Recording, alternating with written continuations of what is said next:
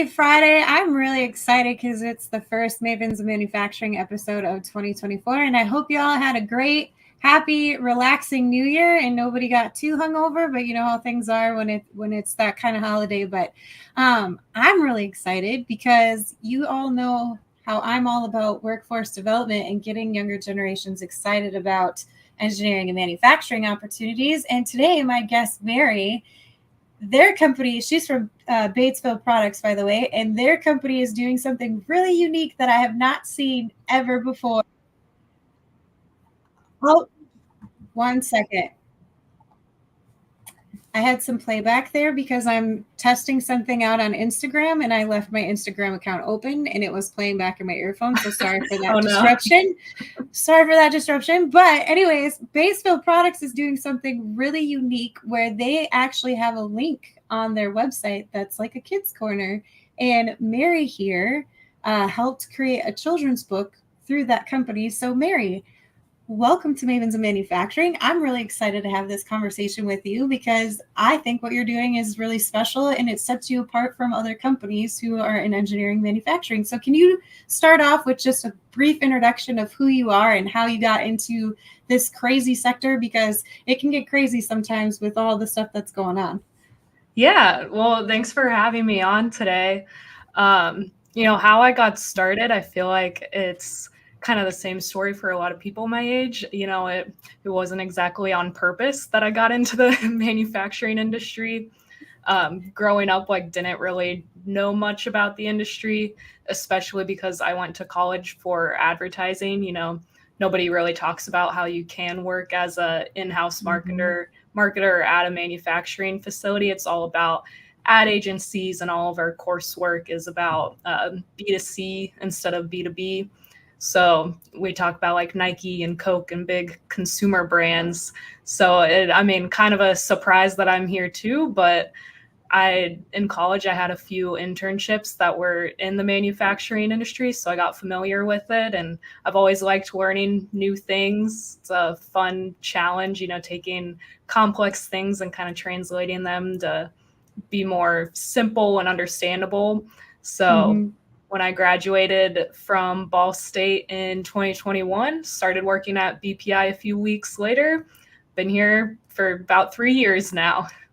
How did you learn about them? It was just searching LinkedIn and Indeed. They're actually, I grew up 30 to 15 to 30 minutes away, moved around a little bit, but I never really knew they existed really until I was searching for jobs, and just ended up being right place, right time. Yeah, I feel like that's another common denominator too, where a lot of people don't know about the surrounding manufacturers within their communities. But you brought up a great point. In the advertising industry, you're doing a lot of B2C, and you mentioned Nike and a couple other brands, and that's also involved with manufacturing. All of their products are manufactured somewhere in the world. So it's just kind of cool to see all of the connections and everything. We do have a couple comments. If you guys are in the comment section, just shout out. This is a LinkedIn user. OSHA Girl is here and excited. Thank you for putting OSHA Girl. I appreciate that. And then we have Justin. I almost forgot to join. I'm glad you didn't forget because this is going to be a fun conversation. And then we have Hank. Hi, y'all. We're here, the Junior Board of Directors today. Apparently, I need more coffee because I'm stumbling over my words. But we'll get through it, I promise. So with Hank, Mary, he has 2 daughters that try to tune in all the time to Mavens, and then also Automation Ladies, and they always get interested in the new opportunities that are in engineering and manufacturing. So they're going to love this, Hank, because we're going to talk more about what's included on that website for Batesville. So tune in. But Mary, can you tell us a little bit more about BPI and what sort of products and services you produce? Because I always like to give companies a chance to put their shameless plugs in there, because yes, you are a manufacturer, and even though we want to focus on you and how you got involved with the company, I do want to give you a chance to share with everyone what the company actually does. Yeah, so BPI, we're a custom manufacturing facility. We're in Southeast Indiana, right on the border with Ohio and Kentucky. So we're right in that corner. We do aluminum casting, machining, and finishing for over 70 industries. So whenever I go into classrooms and I'm talking to kids, I could talk to them, like our most popular is medical. So I'll show them like pieces of dental chairs that we make or like surgical equipment. And then their favorite is when I talk about the food industry parts that we make. We have one that's a waffle mold. I actually have it by me, but they love seeing this because they can guess what it is right away. And this makes machinery for frozen waffle manufacturing.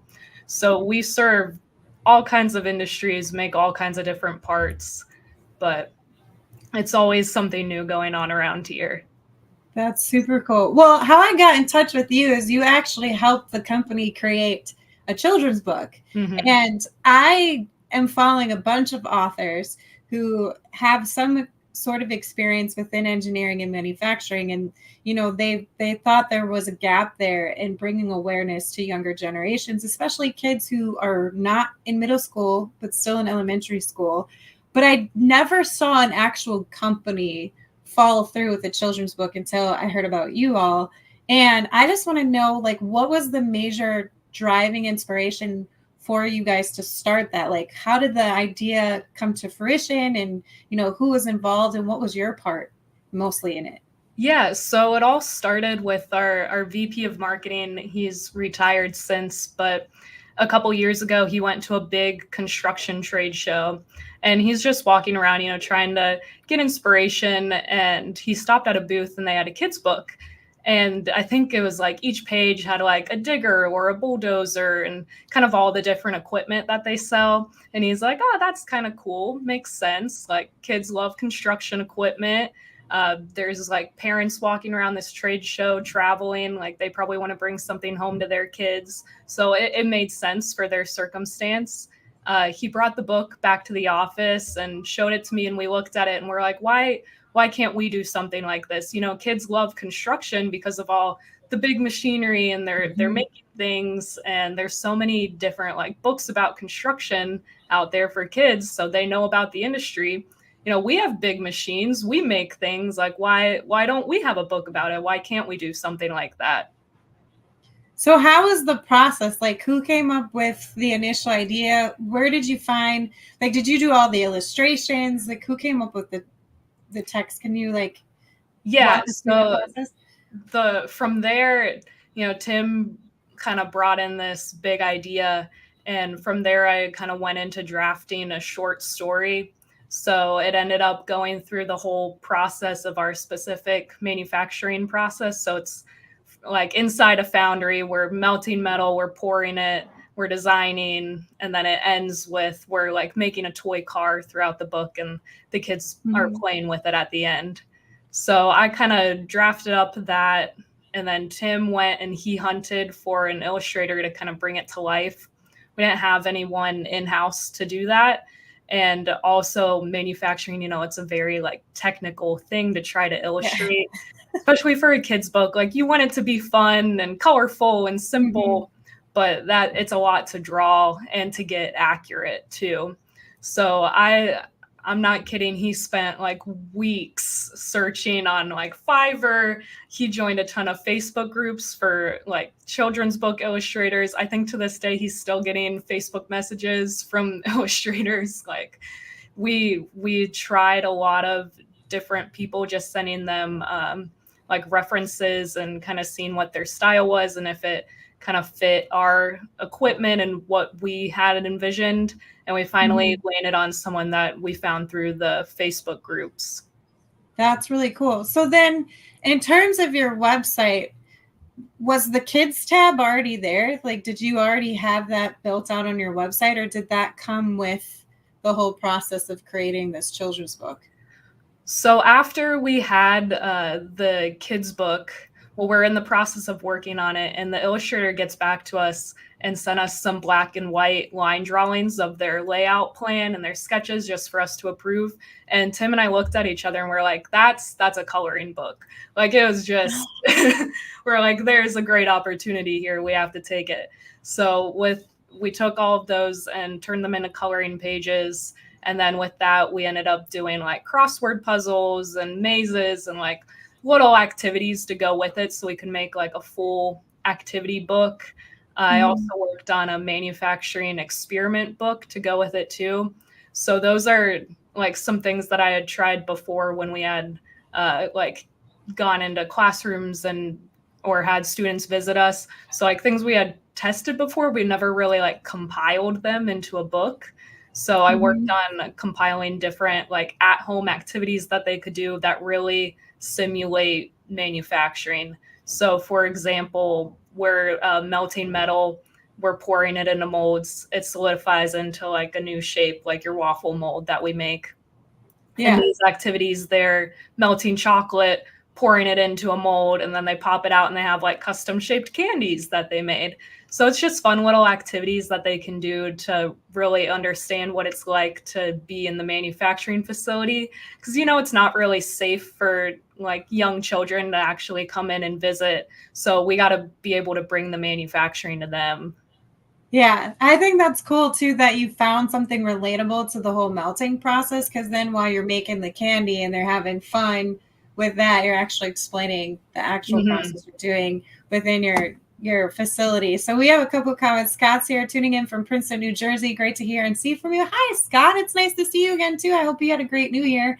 And then a LinkedIn user, I don't know who this is, but thank you for coming in. LinkedIn's still kind of buggy. I wish they would fix that. Brown sugar forms in chocolate. Yes. Anything with sugar and chocolate, I'm a fan of.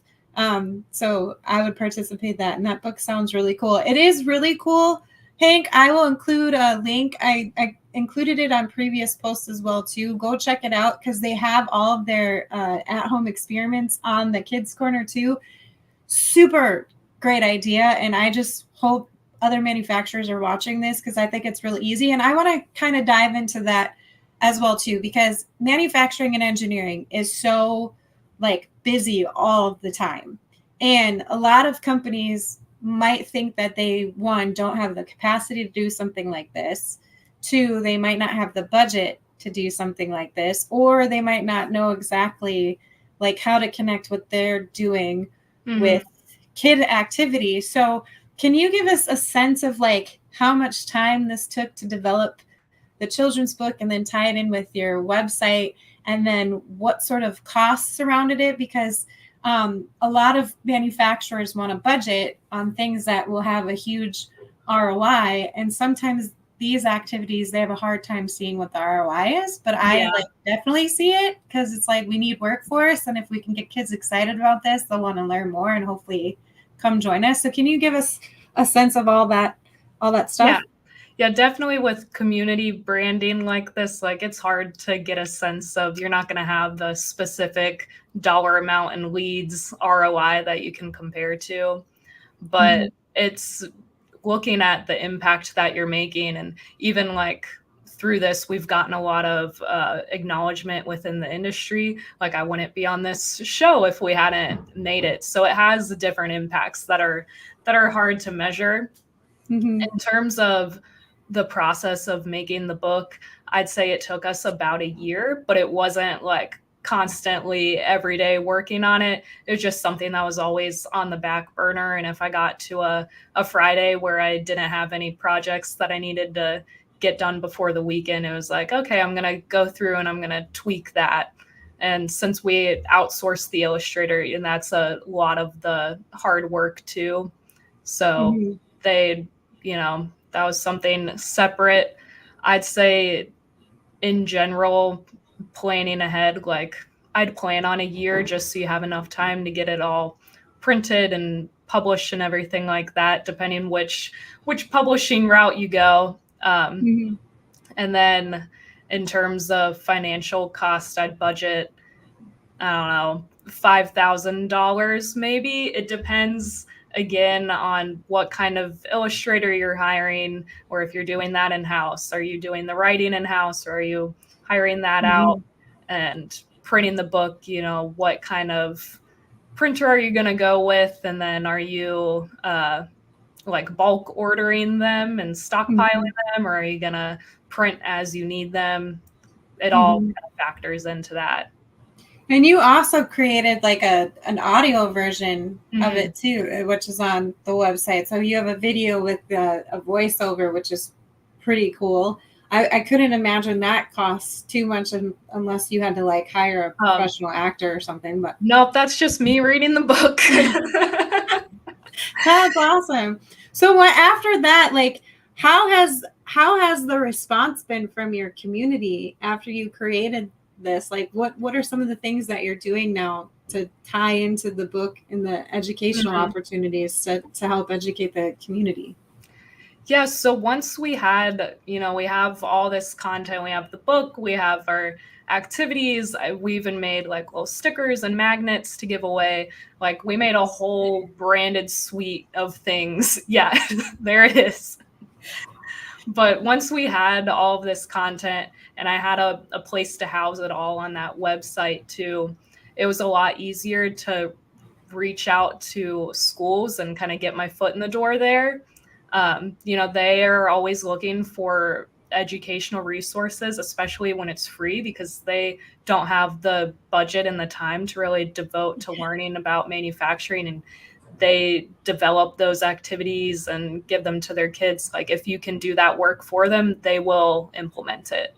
So once we had all of this fun educational content, I reached out to, I think it was 15 different local elementary schools and libraries in 2022 after we launched the book. So I donated books to all of them. It was like over 200 books that we donated. And then a lot of those schools I got invited to come in and talk to their classes. So I went to a lot of first grade classes. It was so fun. I got invited back again this year, and it's just great. You go That's really in cool. and I read the book. I bring examples of parts we make. We like pass it around. They get to touch everything. Like it's really connecting. Like you can tell that they're getting more curious and understanding like things don't just appear, they have to be made, and there's people that actually make things all day long, and it's happening right here in my own town and I didn't even know about it. Yeah. They ask I'm so many questions too, and they're hilarious. What are some of the questions that are like the funniest ones? I mean, some of them are just really like they're thinking, but it's just not the time and place. There was one kid that was like, "So how much money do you make a year?" I'm like, he's going places. But Hi, in first grade. He wants oh to know yeah, if this is where I'm going to spend the rest of my life. I want to know that I'm making he's like, the "That right looks one. fun. Can I make a living doing it?" Yeah, That he's is already so thinking. funny. Well, and that's what cracks me up too, because you never know like what a kid is thinking unless Mhm. you take the time and actually listen to them and engage with them. And that's one of the biggest pushes I'm always trying to like explain to manufacturers, like if they don't know anything about you, and kids are the most like direct type of human beings I've ever. I have 3 kids and my 2 boys are 4 and 6 right now, and the questions that come out of their mouth, I'm just like, where are you getting Mhm. this? Like, why did you even think that? So it's like, I think it's a good opportunity for manufacturers to think differently, like from a different Yeah. perspective, because they're not shy. They're not going to like Oh spare no, your they're feelings on anything. brutally honest. That's awesome. So then, how has your website been performing then? Like, I find it interesting that you're really the only company that I've seen that on. And I was just really excited and fascinated. And, I go to a bunch of trade shows. And one of the trends now, especially at the automation shows I attend, they have little Lego kits that I get excited about because I'm a Lego nerd. Yeah. So they have these little Lego kits that you can build like a small model robotic arm. And my kids love them as well, too. And I know that at some shows, depending on the age limitations because of safety reasons, I've seen kids at shows with their parents and they have a fun time and they like all the swag bag stuff that you get. But even with like the coloring book, I know adults use coloring as a way to settle their anxiety sometimes, because all those like intricate coloring Yeah. books that came out a few years Those ago. give I mean, me I more anxiety. There's so many little pieces of color. I bought one of those, but I mean, I showed my boys the children's book that I got from you, and then the coloring stuff on your website as well, in the experiments, and they had a field day. Like, they absolutely loved it. So I think there is a space there for you to even bring that stuff to the trade show. So, why is it important for manufacturers to start thinking a little bit differently with their marketing strategy? Because right now, traditionally, most of us are only thinking about, okay, what strategy can we put in place that's going to bring us the biggest ROI? Mm-hmm. But sometimes we have to invest in areas where it's not necessarily going to bring a big ROI in terms of monetary ROI, but like, we got a skills gap here. We have a workforce problem. There's a lot of companies struggling to bring in skilled talent. So what's your advice or tips that you can provide other manufacturers? Like, why is this important for us to start thinking a little bit differently on how we're marketing ourselves? Yeah, well, originally, the book was really a giveaway idea that we would hand out at the trade shows. It was more of a sales tool. And then once we actually got it in our hands, a year later, we realized like this has so much more potential and can have such a bigger impact. Like, we gave it to all of our employees and they were so excited because they got to take it home and show their kids, like, here's the page, this is what I actually do. And their kids had never understood what their dad does at work all day, and he's finally able to explain it to them. That's so yeah, it was really nice in that aspect, and being able to provide it on like a bigger level too. It really helps with workforce development. So like a little story, we had a culture survey. So we had like a third party come in and kind of check on our culture, because this was right in the middle of the period of the Great Resignation, and is struggling to hire, and it's hard to keep up with all the increased manufacturing demand because nobody can get workers. So it's a really weird time in 2022 of that push and pull. So we had someone come in and kind of analyze our culture, see if there's anything that we can do better. And they found out that even though this company's been in this same building that I'm in right now in Lawrenceburg, Indiana for 60 years, none of our employees knew we existed until they started working here. And I mean, that's how it was for me. I didn't know that they existed until I started working here. So I think that really opened our eyes to also how important that community branding is and getting well known in your community. So it's really, if you can ask yourself, like, does your community know you exist? Do they know what you actually do or what it's like working there? Especially with K through 12 students, I'd say most of them have never been inside a manufacturing facility. So everything they know, it's from movies, from the news, their history textbooks that talk about the Industrial Revolution. So like everything they're thinking is like, oh, modern manufacturing is still like dirty and dangerous, or like robots took over the jobs. There aren't any manufacturing jobs anymore.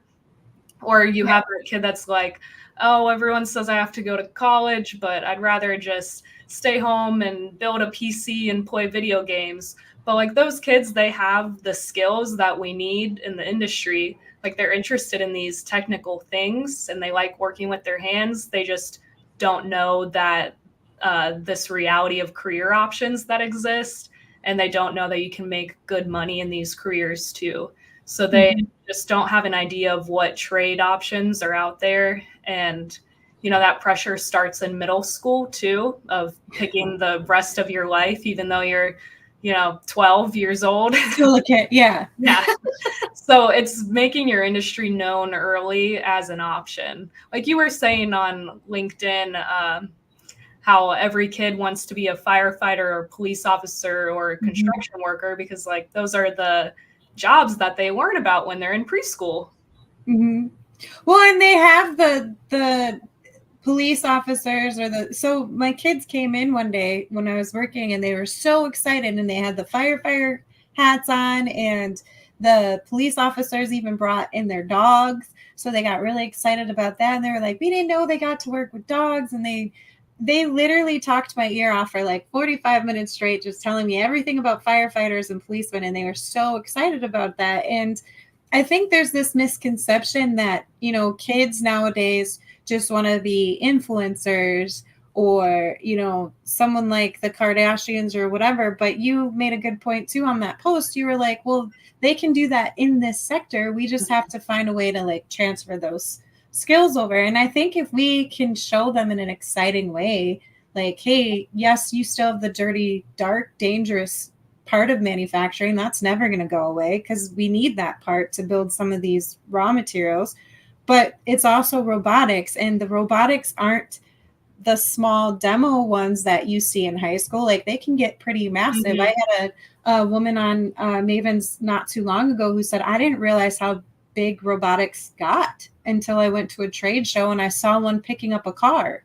And she's like, we are just used to the ones that are like the desktop size. Yeah. So if we can like get them excited about it, like you're doing with the chocolate, like what kid doesn't like candy? Yeah. What kid doesn't like candy? Yeah. They're gonna even when I'm going in and I'm, you know, giving my presentations at the elementary school, you can tell, like when I'm talking about the robots, half the kids, their eyes are lighting up. You can tell that they kind of have a more technical interest, like, oh, they could be future engineers, like they're interested in that stuff. Mm-hmm. The other kids, I'm talking about how you're pouring 1,000-degree metal, their eyes light up because they're like the thrill seekers. They're like, ooh, I want to do something that's like kind of dangerous and crazy and be on my feet all day, always moving, and nobody else gets to do this kind of stuff. Like, there's all kinds of different aptitudes and skills and personalities, and they all have to come together. Mm-hmm. My friend just bought her son, I believe he's 5 or 6, a 3D printer, one of the small desktop ones. And she just shared a picture of him making her a heart. And like, that's what they're growing up with now. So it's not like they're not interested in it. It's just that they're not making the connection of like the value it provides the rest of society when they're working with some of these technologies. But first we got to expose it to them. I do want to share some of these comments. So Justin said, kids are so much smarter than people realize. They think things that we've forgotten how to. And I 100% agree with that because they haven't been trained to have limitations. So I think that's a great point. And then this LinkedIn user, that kid's question isn't actually out of line. Absolutely was not out of line asking how much. I just thought it was funny because kids will just flat out be honest. Yeah. It just caught me off guard. Yeah. You don't expect a first grader to be like, well, how much money am I going to make at this? Because you know that I would have been playing in mud somewhere when I was that age and not worrying about jobs.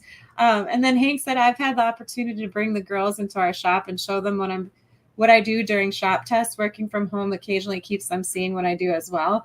Hank also teaches them how to weld. So they're getting all kinds of that's awesome experience. And then, thank you for sharing their link, LinkedIn user. I don't know who you are. I'm sorry. If you want to drop your name in the comment, I can call you by your name. As a police officer and EMT, I totally agree. Industry needs to show the nerdy side and the gritty elements. Absolutely. And then Justin, it's awesome to see the kids getting interested in the trades, and it's so important for us and their teachers to notice that we can help set them on the right path. So that's another thing that I wanted to ask you about. So having all of these different conversations, there are a lot of disconnects, I believe, within communities and their manufacturers. So like you brought up the good point where not everybody knows about the manufacturers who are within their communities. And I think sometimes companies will downgrade themselves. So like when I first started out in the technical writing space, a lot of engineers that I spoke to who I needed to get a story, like a technical piece, they'd be like, why do you want to talk to me? Like, no one cares what I do. No one cares. And I feel like some companies have that same kind of like perspective about themselves where they think that no one's going to care what they do because they think that either their process is too boring or simple. But I think there's a way to make things exciting. So like melting metal, like you made chocolate, but it's also a really complicated process sometimes because different metal melts at different heats, and you have to think about, okay, what is this going to go into? How much do we need to melt? How are we going to mold it so that there's no imperfections, so that it's not going to cause anything that's catastrophic? Like there's a lot of complexities within some of these processes. So what sort of advice can you give to manufacturers who might be hesitant to make that connection with their community? Because I feel like they don't know how to approach the community to really get that conversation started. So what would you tell them to do? I'd say the easiest way, like, just get started reaching out to the high schools. They have career coaches or counselors there, and it's literally their job to help these kids find out what they want to do in the future. So they're happy to talk to you. You're not bothering them.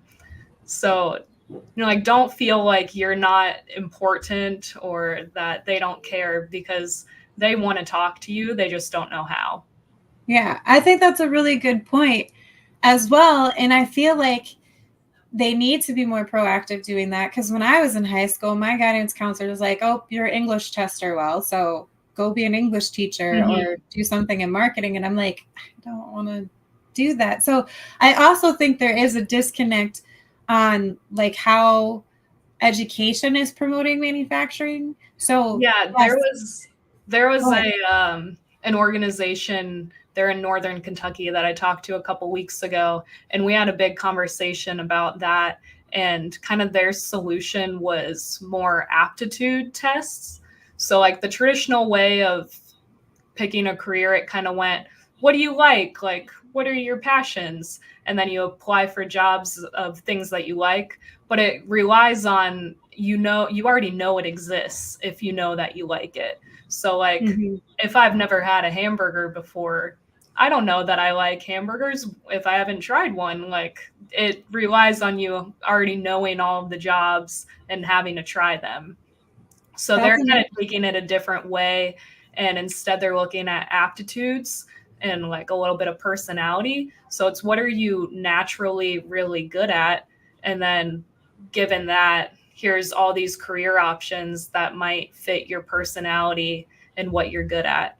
So the one they used, I think it's called U Science. I think it's a paid one. So it's like a really in-depth one. Yep. Yeah. That's what it's called. And that's the one that they use. Another good starting point, like, that I've just done personally, is 16 personalities. I don't know if you've ever taken something like that, but they'll give you a test result of what your personality is. They'll give you like a long PDF all about your strengths, your weaknesses, like potential hobbies you'd like or career paths that you'd like. And then it's such a popular test that if you just Google your personality type that they give you, like there's so many blogs talking about it and like how you might like this, like just predicting everything about you. I am interested, and I'm going to Google that as soon as I get off this call with you, because yeah, I'm always interested in taking those types of tests just to see if they're accurate or not. Because it's like, the only thing I compare it to is like, and some people probably roll their eyes at this, and that's fine, like tarot card readings. Oh, like, yeah. I love doing those because I'm like, okay, is this going to be accurate or is this going to be like off the wall kind of thing? So I like to do that. So then Justin told me that's Dana. Okay. Hi, Dana. Thank you. I'm sorry. I don't know why LinkedIn is not giving you love, but the best part of bringing the kids into these environments is seeing their eyes light up with interest and excitement. Yes, that's what we need more of, because if we can grab their attention, then they're going to keep being interested and hopefully eventually come work in the sector. And then Aaron said, I know we're talking about younger kids, but many states have CTE, career technical education classes at high schools. Yep. They have classes in engineering design. I work with the school district in my area, and they invite me to give talks on manufacturing the CTE students. I really, really like that. And Aaron, I would love to have a separate conversation with you offline to talk to you about your experience with that, because one of the things that I have learned in my community that I'm from, with all of the legislation and the policies, the CTE program isn't as well off as it could be because of the funding that they are allowed to have. And this is all from like the policy making level, which I know very little about. And this year, my goal is to learn more about that stuff because it really does affect how we can build some of these programs in certain communities. It really depends on the policies and the legislation that we have. So I'd love to have a conversation with you offline after. And it's also, you have to build the pipeline of kids that want to join those CTE classes first so that yes, they're interested, or if they can do like a trial run or like job shadow for a day kind of thing. Yeah, I learned about that too because we were trying to get a robotics team started at the high school I graduated from, and there was so much politics involved in it. Like it was so frustrating because the kids did want to do it, but they had to have proof that it was going to be sustainable after the first year. Because if it wasn't and they lost it after the first year, they lost that funding, and it would be really hard to kind of like start it back up so they had to make sure that every literal checkbox was checked off before they could. So this year they missed it, but hopefully next year they have a better foundation for it and they have more interest from other students so that they can keep it going for years to come after the first year. Because it's that, like, it was just so frustrating because the kids, like even the seniors, they really wanted it to be a thing because they love robotics, and it was just the schools around here, I think they start like coding classes in 3rd grade now, so they're learning like the basics. So by the time they're in high school, they should be able to kind of move around a robot, Yeah. So I feel the manufacturing is not given enough glamour importance as well as salary packages to compete with the more glamorous and higher paying roles. I would like to figure why is considering a blue collar role, while in Germany, the manufacturers are full of engineers and scientists. So are the Japanese. I think that's a really good point. I think, historically wise in the United States, we kind of made we made a mistake where we put such a big push towards 4-year college education. And I'm not saying there's anything wrong with that at all. Like, I feel like I have a friend, her name's Antigone Harris, Sherris, and she's like a huge advocate for hybrid education. So not everybody wants to go to a 4-year university, and that's fine. I just had a senior reach out to me and she asked, should I do this route or this route? And I was like, you really have to know what your goals are. But yeah, there was like, even with my daughter who's 20 and she's in college right now, she had such a negative thought about community college because she thought, well, if I go to a community college, that means I'm not as smart as my friends. And I'm like, no, that has nothing to do with it. Where are you getting that information from? Because I didn't give that to you. So there's smart people go to community college because they save money and still get the same degree. Right. So she's actually now reconsidering maybe going the community college route because she's like, oh my gosh, I didn't know how expensive this was. And I'm like, yes, you did, because I told you, you just weren't listening to me when I was telling this stuff. So I think that was a great point. And then Aaron, yep, I got your info. I'll reach out to you. I fully agree the policies for CTE need to be changed for the better. And then we have Sean. It's so critical to let students take note that there's more than just traditional 4-year college programs out there. Absolutely. So this is why I love having these conversations, because I feel like there's a way to get them excited and interested and curious. And then we just have to start bridging those gaps between manufacturers and communities, and also between manufacturers and educational institutions. And we all need to start paying better attention to some of these people that we're electing into office. I'm not a huge fan of politics for a reason, but we really need to start paying attention of who's making the policies and the legislation and how we're getting funding for some of these programs. They are. I 100% agree with that. I would have totally went the community college route if I was not encouraged to go to a 4-year. I went to school for like 8 years to get a master's degree in technical writing. I mean, I love what I do, but I wish there was like a quicker route I could have taken. But Mary, this was such a great conversation. Like I really appreciate everything that you're doing at Batesville to really bring awareness to the opportunities that are in engineering and manufacturing. For anyone who's interested in talking to you or having questions on how to get started, maybe on a Kids Corner on their site, I'm going to ask you how they can contact you. But first, I want to ask you if you had one ask for our audience, what would your biggest ask be for them? I'd say, you say big ask, but I'd say start with a small ask. So just get started somewhere, start small. I'd say the easiest way to get started is reaching out to your local community college or high school counselors, offer to host a field trip or a tour at your facility, or even you can give the field trip to students or even the teachers. Sometimes they feel more comfortable with that to start. So be open to those opportunities to open up your doors, or offer yourself as a guest speaker, because again, they're trying to help their students prepare for the future. You're offering a great future career, so it's a win-win either way. Yeah, and even connect with the teachers as well too, because some of them have been separated. I know there's some teachers that leave industry to go teach, but some of them have not been in industry for a long time, so they might need some upskilling as well too.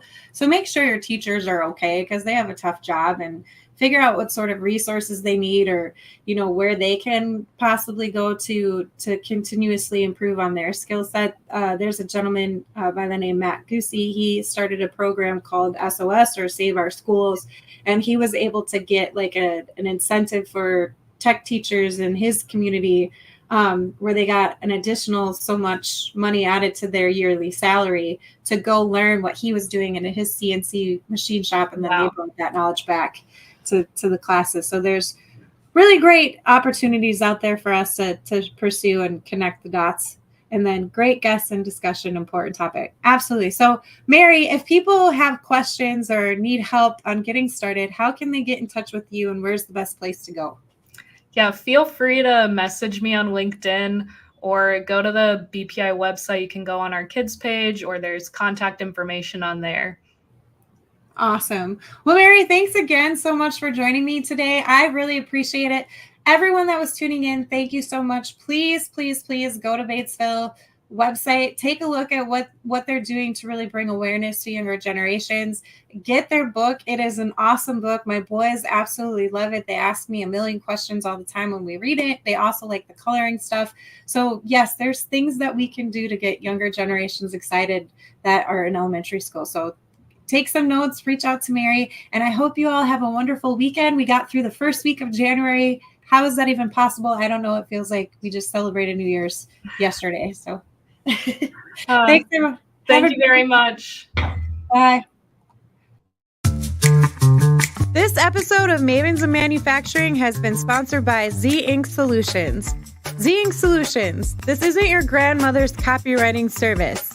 We provide copywriting and copy editing services that provide impactful text and memorable storytelling for a variety of brands and industries. Contact us today at zinkSolutions.com. That's z-inksolutions.com.